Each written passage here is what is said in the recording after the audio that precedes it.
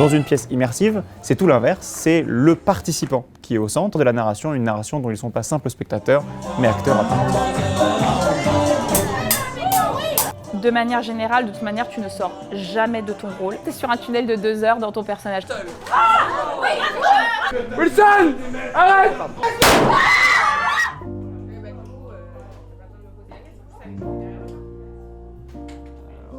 120 personnes. 137 demain. Une belle soirée en perspective. 2, 3, Gatsby! Allez, merde tout le monde, c'est parti! Dans l'expérience, je joue Hector, le majordome. Chaplin, bien sûr, bienvenue. Vous avez écrire vos prénoms, s'il vous plaît. Gertrude. Voilà. Bienvenue. Et moi, c'est Joséphine. Joséphine, Madame Becker, enchanté. Et vous, monsieur, vous êtes des nôtres également, bienvenue. Je suis Jay également. Ah oui, je suis bienvenu. Encore deux, très bien, parfait. Dans une œuvre classique de théâtre, la plupart du temps, ça va être une œuvre qui est dite de la même manière tous les soirs auprès d'un public. Dans une pièce immersive, c'est tout l'inverse, c'est le participant qui est au centre, avec pour objectif de vraiment plonger les participants au cœur de la narration, une narration dont ils ne sont pas simples spectateurs, mais acteurs à part entière. C'est pour vous amuser ce soir, il y a tout un tas de choses à faire avec, des paris épiques, des paris sportifs, des jeux d'argent, les enchères, la roulette, à vous de voir.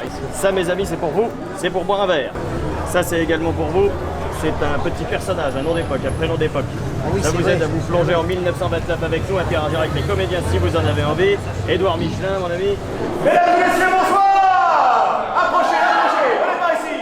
Bienvenue! Ça, c'est vraiment le moment crucial d'une expérience immersive. C'est ce qu'on appelle le sas d'immersion. Car c'est vraiment le moment où on va réussir à savoir si on aura plongé les gens dans l'immersion ou non. Est-ce que les gens, quand ils vont rentrer dans l'expérience, ils auront encore leurs problèmes de 2023, leur vie de 2023, et n'arriveront pas à se plonger au sein de la narration de 1929? Ou est-ce qu'on aura réussi notre pari à leur faire vraiment couper totalement de la réalité et les faire plonger dans notre imaginaire? Alors, mesdames et messieurs, est-ce que vous êtes prêts à faire la fête? Est-ce que vous êtes prêts à boire du champagne? J'ai le grand plaisir de jouer le rôle de Jordan Baker dans l'expérience. Messieurs, dames, on va chercher nos invités. C'est parti. Moi, j'arrive direct 100% dans le jeu. Après, on est encore sur un moment où l'interaction est assez limitée. Je commence à leur montrer qu'ils ont la possibilité de me parler, de me répondre. Je leur pose des questions. Donc ça les y amène tranquillement. Comme ça, ils arrivent à déjà choisir leur clan en se disant « Oh, moi je vais pas parler » ou « Oh, je vais répondre ». Formidable, alors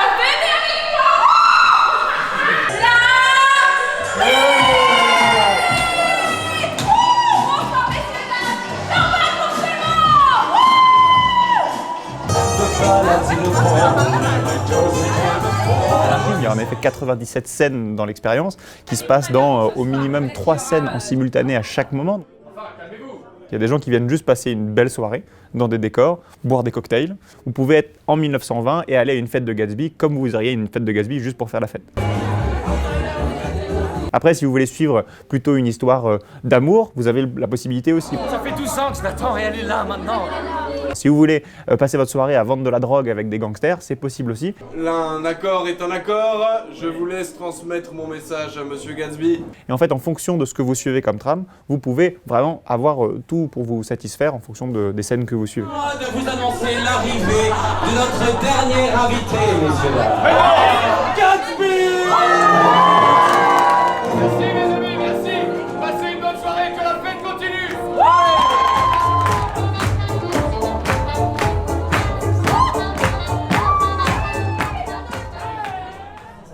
Je joue Myrtle Wilson. La ligne d'amour, elle est très profonde parce qu'on est quelqu'un d'intense. Des gens qui pensent que je suis vraiment bourré. Dis donc, mon beau, t'as la ligne du destin, tu sais que c'est pas tout le monde. Ah ouais, tout le temps. Au début, ils sont super gênés justement. Ils se disent putain, c'est qui cette pauvre meuf qui est là au milieu de la salle. À tout à l'heure, mes jolis. Il y a un côté plus immersif parce que je les entraîne plus facilement. J'ai pas besoin de raison vu que je suis une personne complètement saoule. Et moi, je sais que je vais faire comme si on avait déjà vécu des trucs ensemble, comme si on avait déjà passé des soirées. Et du coup, ça fait qu'on a déjà quelque chose en commun auquel ils peuvent se raccrocher aussi. Ici, par ici. Venez découvrir mon petit boudoir. Je joue Tom Buchanan. Vous faites une mise? Je vous fais un petit billet. Vous trouvez le vainqueur?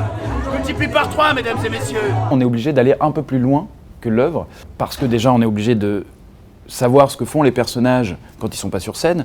On n'est pas dans la scène, mais en même temps, on est quelque part dans un espace, donc il faut bien qu'ils vivent, il faut bien qu'ils occupent cet espace-là. Je pense que là, ce qui est agréable pour nous, c'est que les spectateurs nous poussent à improviser tous les soirs différemment, puisque leurs interactions sont différentes. Donc on est obligé de compléter cette petite partition à trous que sont les personnages à l'origine dans le roman. Toi, ma belle, viens là. Tu m'allumes ça. C'est vraiment l'aventure tous les soirs parce que tu discutes avec les gens, parce que tu apprends à te réinventer tout le temps aussi et à creuser des aspects de ton personnage qui te seraient pas venus à l'idée. Et c'est génial, enfin, c'est une chance. On va l'encourager. On y va. 1, 2, 3, ni. Les gens, ils sont vraiment un peu en attente de faire la fête parce qu'on leur a teasé ça aussi. Au bout d'un moment, il n'y aura plus de place, faut que je vous le dise. Parce que là, Du coup, j'arrive, en plus je vois qu'il y a plein de monde, c'est la princesse quoi, quand elle arrive, parce que tout le monde l'attend, parce qu'elle sait très bien que Tom parle d'elle avant. Ça, c'est mon gros chien. je veux mon chat, moi. Moi, Ça, ça te c'est fait mon sauvage. gros chien. Moi, je te prends de Gros tous les couteau côtés, à moi. tous les animaux que tu veux, Le toute la gros ménagerie. sac a pris sa maman, Ouais, ça. oui, le gros sac. oui, wow. Et du coup, en fait, après, il faut faire prendre la fête, et c'est comme dans une soirée, en fait, on est un peu DJ là.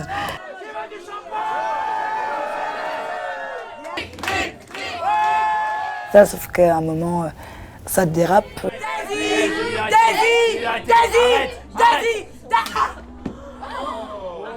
Et ça change complètement la soirée. Il y a beaucoup de gens qui savent pas réagir. Tous les soirs, c'est différent aussi, cette scène. Qu'est-ce qu'il y a?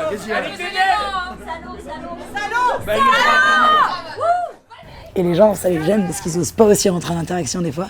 Ils finissent par partir. Mais oui, il y a des fois où c'est plus dur à jouer. Daisy, explique-moi, qu'est-ce qui se passe? Je viens de vous dire ce qui se passe. C'est ça la beauté de ce type d'expérience, c'est qu'en fait ça change tous les soirs, donc même pour nous comédiens, c'est merveilleux. Le soir on se réunit entre comédiens et on dit oh, aujourd'hui il y a un joueur qui nous a proposé ça, mais c'était génial, ajoutons-le demain, et hop, on l'ajoute demain, on modifie comme ça petit à petit, brique par brique, l'expérience jusqu'à ce qu'elle devienne le plus participative possible. Mesdames et messieurs, nous sommes les sculpteurs de rêve.